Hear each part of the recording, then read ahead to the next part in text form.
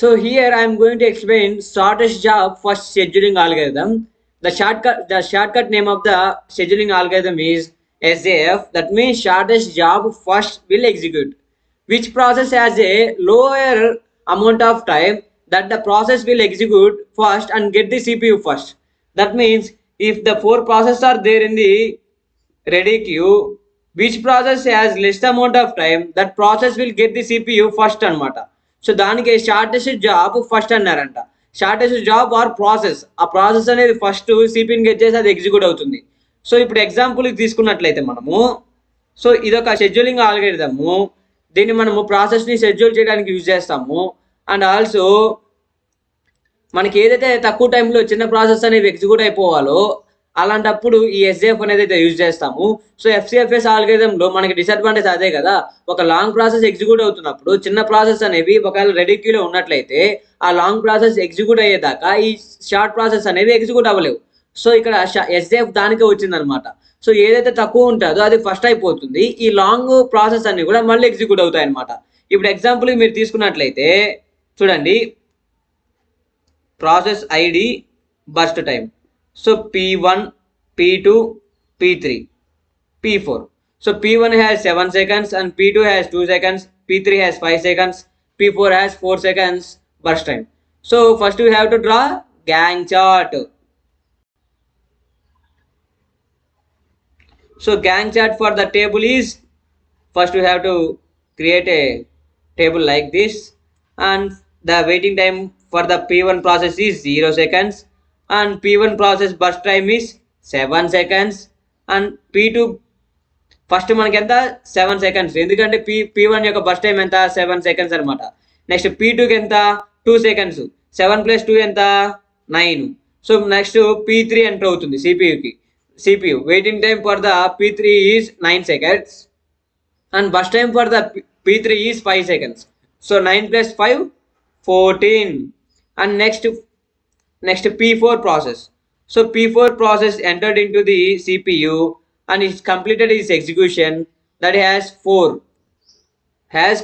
that is 18.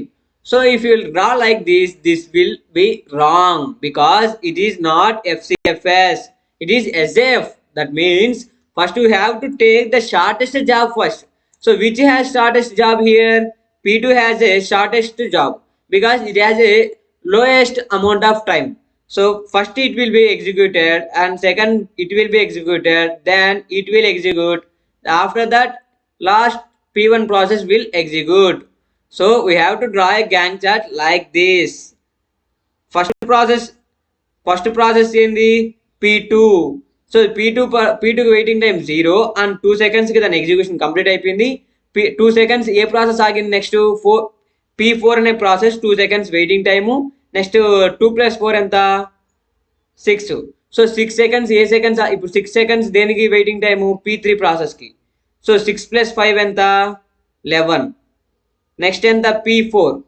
So 11 + 7 18.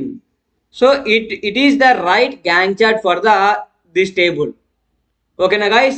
So first we have to take the lowest amount of time which process has, we have to take that process and put into the CPU and you put into the Gantt chart. Okay, then we have to calculate waiting time, average waiting time for the Gantt chart, average waiting time. Before going to that we have to calculate first total waiting time. 0 + 2 + 6 + 8, not 8, 11, that is 11 + 2 13, 13 + 6 19.